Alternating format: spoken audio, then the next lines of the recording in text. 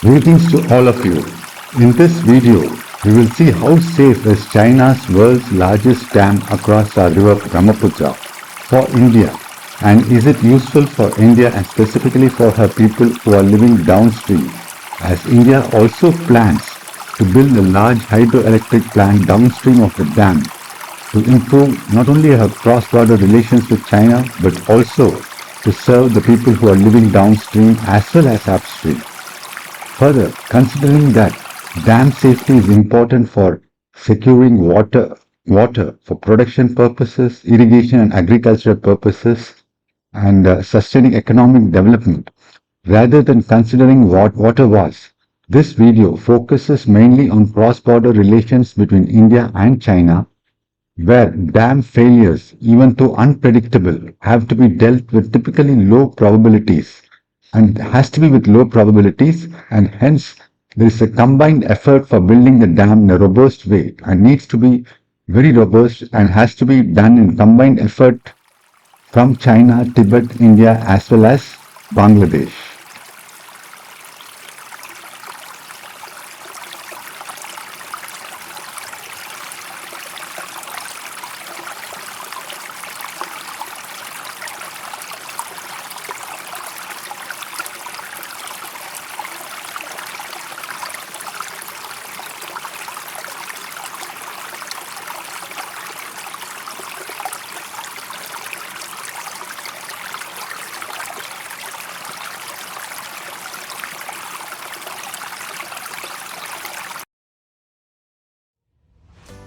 No, considering that the dam across Brahmaputra is built by China, has positive effects on the ecosystem, environment, and so on, and before looking into the determinants that could shape the dam safety system, let us look into the technical aspects of building or creating a dam and where the technical aspects of safety can lie in before we look into the other aspects like legal or the funding aspects.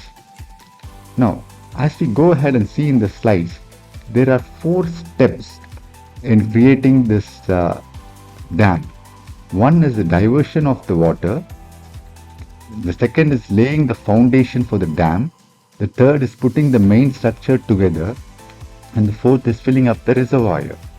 Now, if you look at, for example, let's take 2 great rivers. Let's take a river, Kaveri River in India, south part of India, and the Hoover Dam. The Kaveri River splits into, is diverted into a river called Kollidam at a place called Grand Anicut, where the Grand Anicut Dam is built, and Kaveri splits itself into 2 rivers, Vennar and Kaveri, and there is a canal, small canal, which is called the Grand Anicut Canal. This comes later part of Kaveri, in the south part of a holy town called Srirangam. The water diversion aspect, the section of the river where the dam will be constructed as shown must be dewatered first. Tunnels are used by engineers to divert the water in this way, and the tunnel must be sufficiently deep to transfer water without causing surface runoff. Thus, the river just needs to be made shallow and enough to work in, as emptying the river is not necessary. So how is China going to do it at Brahmaputra river? Are they going to do it with diversion or without diversion of Brahmaputra, as Brahmaputra is a perennial river? Which side of Brahmaputra is the diversion going to be coming in, where the tunnels are going to be built, that India has to be aware of so that they can build the hydroelectricity project as accordingly to maintain good borderly relationship with China, as we see in the water diversion in 2 of the greatest rivers, Kaveri and Kollidam or Kolaruru. Now, the next step is laying the foundation for the dam. If the water in the river has not been sufficiently diverted, a coffer dam needs to be built to assist in directing the water to the tunnel. To create a solid foundation bed, engineers and builders stack the heaviest rocks first, followed by progressive smaller rocks. That's what we actually see in the figure. The third aspect is putting the main structure together and making sure that the riverbed is free of loose rock. That is, building a plinth, a concrete foundation to stop water from seeping over the dam's edges. The actual construction of the dam, as seen in Hoover Dam or even in Kolarun, where the main structure built on the both sides of the foundation comes next.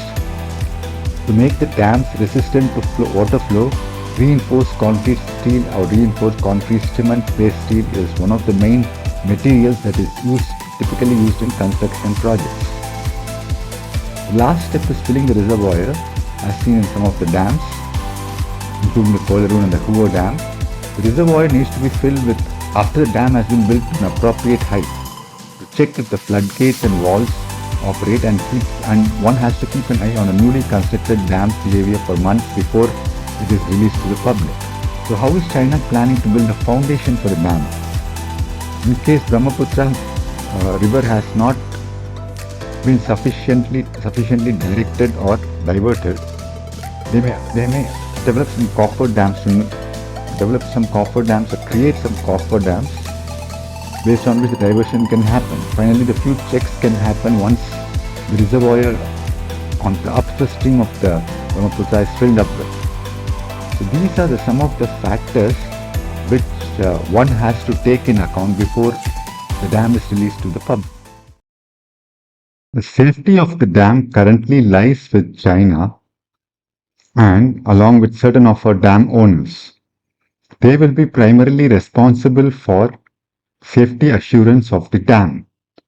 Since this dam is near to the Arunachal Pradesh border, which as seen in the picture, is China's largest dam across Brahmaputra, which is going to come up in the next few years, going to be a threat to India, or is it not going to be a threat to India? As we see in the figure, the largest dam comes at that particular U of Brahmaputra, as seen in the figure, so which is near to the border of Arunachal Pradesh. So unless the dam owners or the government of China take specific interest in keeping the interests of the downstream part of the dam, such as not releasing floodwaters, the dam is still going to be a threat to India. Otherwise, it is going to be a boon for both the nations along with Bangladesh and Tibet. So the characteristics that is you see in this picture, which is informing a continuum of dam safety assurance, is a pyramid. The foundations of it is legal and regulatory environment. And the top of the pyramid is technical requirements, which is where India has to intervene, saying whether the dam is safe or a threat to the Indian economy as well as for both the nations. If India doesn't feel the dam to be a threat, then it could enable both at the capacity level so that it could build her own, so that India could build her own hydroelectric part at the downstream of the plant, along with making certain institutional arrangements and financial consideration, funding options, giving some funding options for the dam. As we see, legal foundations that form the basic, such as the constitutional basis for law making and administration, form the basics of this dam making. For example, the common law or the civil law code characteristics of our nation or China will determine the approach to development and realization of the legal framework for dam safety assurance. Similarly, a unified administrative system where people from both China, India, as well as Tibet and Bangladesh, where the river flows, will differ in the requisite elements for ensuring dam safety compared to the federal system with decentralized roles and responsibilities to the subnational administrative units.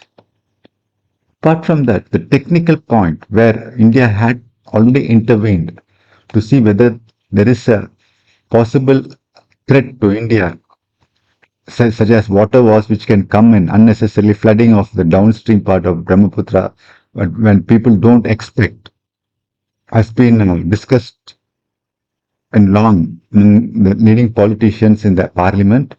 And apart from that, if India doesn't feel that this is a threat, institutional arrangements such as human capital from India could be made for construction of dam as well as the power plant which could come at the downstream and which could be a part of India's ownership. Considering all these aspects, there are some key portfolios that could shape this dam safety system.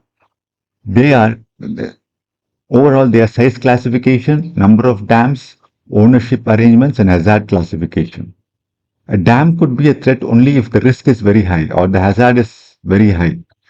Otherwise, the dam need not be a threat to both the nations. For example, if you look at this figure of portfolio determinants, uh, very small dams which are very few and which are publicly operated, which is operated by both government or government of China or India across a river which is being shared among 2 to 3 nations and which are publicly operated are prone to low risk. So these can be built. For example, large dams, if there are many across the river, say 3 or 4 very large dams across the river, and if they are by chance owned by private, there is a high prone of risk inside, high prone of risk both at the upper and the lower stream of the dam. So this is how we can interpret this portfolio determinants. But there could be some other combinations. For example, large dams, very few large dams which are publicly operated will have a low risk. So this is how we can interpret this portfolio determinant. This portfolio determinant falls into three basics Venn diagrams, which is ownership, operation, and oversight. Ownership is either public or private or a combination of public and private. Oversight is how the risk can be managed. Oversight is whether it's a low risk project or a very high risk project, and operation depends on the number and the size.